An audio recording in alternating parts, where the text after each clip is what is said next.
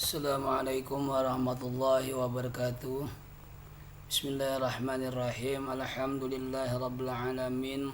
Wassalatu wassalamu ala asyrafil anbiya wal mursalin Sayyidina wa maulana Muhammadin wa ala alihi wa sahbihi ajmain, amma ba'du.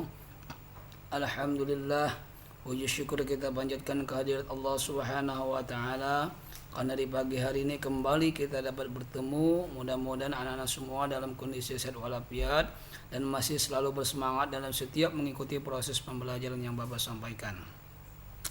Di pagi hari ini kembali kita mempelajari tentang sejarah kebudayaan Islam mengenai masa kanak-kanak Nabi Muhammad SAW.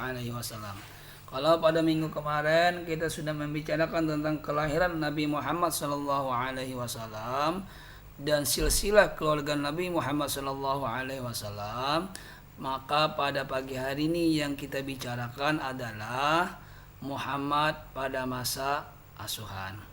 Adapun tujuan pembelajaran kita di pagi hari ini, setelah selesai proses pembelajaran, maka Bapak harapkan semua siswa di kelas 3 itu mampu mengetahui Muhammad dalam masa asuhan, baik pada masa asuhan Halimatus Sa'diyah, Aminah, Abdul Muthalib serta Abu Thalib.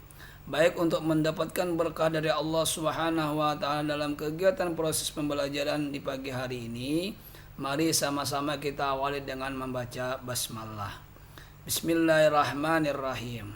Silakan anak-anak semua yang mempunyai buku paket buka halaman 58 sampai dengan halaman 61.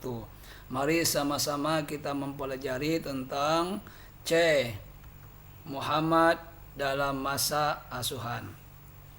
Sebagaimana kita ketahui, Nabi Muhammad SAW itu lahir dalam keadaan yatim karena bapak beliau yang bernama Abdullah itu meninggal dunia ketika beliau masih berada di dalam kandungan. Ketika Nabi Muhammad masih berada di dalam kandungan, ayahnya yang bernama Abdullah itu meninggal dunia ketika berdagang ke negeri Syam, tepatnya di Yasrib, itu beliau wafat.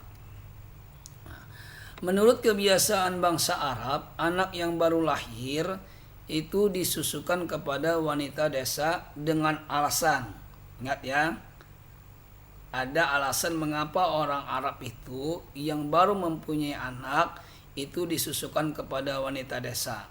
Yang pertama, udara desa yang bersih itu sangat baik bagi pertumbuhan anak. Kemudian alasan yang kedua, pergaulan masyarakat di desa itu sangat baik. Inilah alasan yang menyebabkan mengapa kebiasaan orang Arab itu yang baru memiliki anak itu disusukan kepada wanita desa. Nah, ketika Muhammad SAW lahir, itu datanglah sekelompok wanita desa dari desa Sa'ad ke kota Mekah. Nah, desa Sa'ad itu terletak 60 km dari kota Mekah. Adapun tujuan wanita desa Sa'ad datang ke kota Mekah pada saat itu adalah untuk mengasuh anak-anak orang kaya sehingga mereka mendapatkan upah. Nah, salah satu dari wanita desa Sa'ad yang datang ke kota Mekah itu adalah Halimah binti Abi Du'aib As-Sa'diyah atau yang dikenal dengan Halimatus Sa'diyah. Halimatus Sa'diyah itu pada awalnya ketika mendapat tawaran dari Aminah untuk mengasuh Muhammad, ia enggan.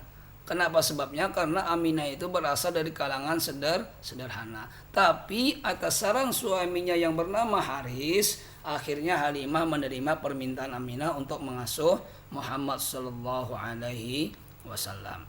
Nah, dengan mengasuh Muhammad, Halimah berharap agar Tuhan memberkati seluruh keluarganya. Harapan Halimah menjadi kenyataan. Buktinya kambing yang ia pelihara semula kurus menjadi gemuk dan menghasilkan banyak susu, dan rumput yang digunakan untuk makanan kambing pun tumbuh subur. Nah, pada usia 2 tahun Muhammad itu sudah berhenti menyusu. Ia juga sudah bisa dilepas untuk mengembala kambing bersama anak-anak Halimah.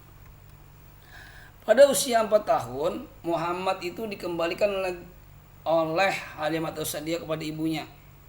Karena dalam sejarah itu ada dua pengembaliannya. Yang pertama pada usia 2 tahun itu dikembalikan Halimah kepada Aminah, tapi tidak berapa lama dikembalikan Aminah lagi kepada Halimah karena di kota Makkah terserang wabah penyakit.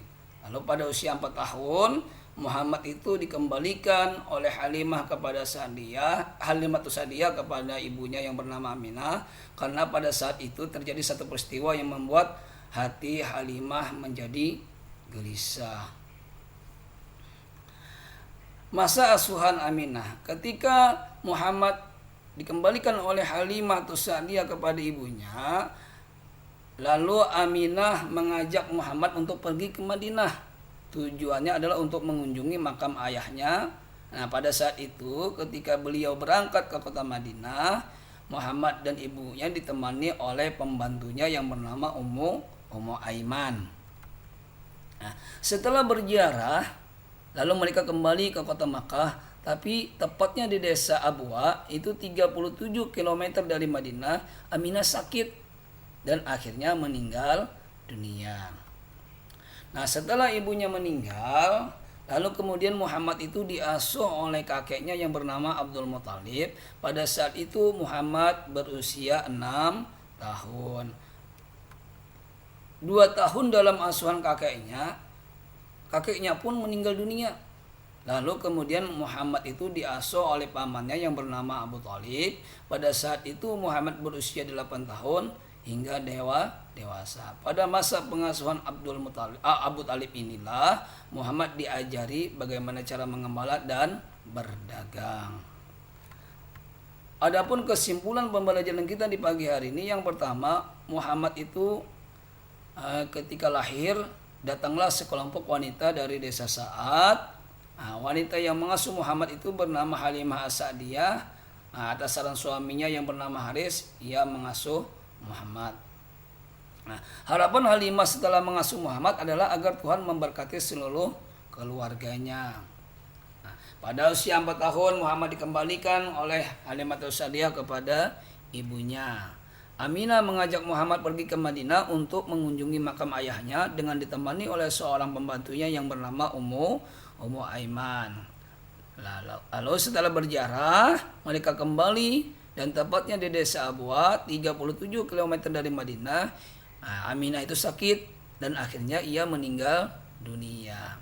Setelah ibunya meninggal dunia, lalu Muhammad itu diasuh oleh kakeknya Abdul Muthalib namanya. Pada saat itu Muhammad berusia 6 tahun. 2 tahun dalam masa pengasuhan Abdul Muthalib meninggal dunia. Akhirnya Muhammad diasuh oleh pamannya yang bernama Abu Thalib. Muhammad diasuh oleh Abu Thalib itu pada usia 8 tahun sampai dewasa, dan pada masa pengasuhan Abu Thalib Muhammad mengembala dan belajar berdagang.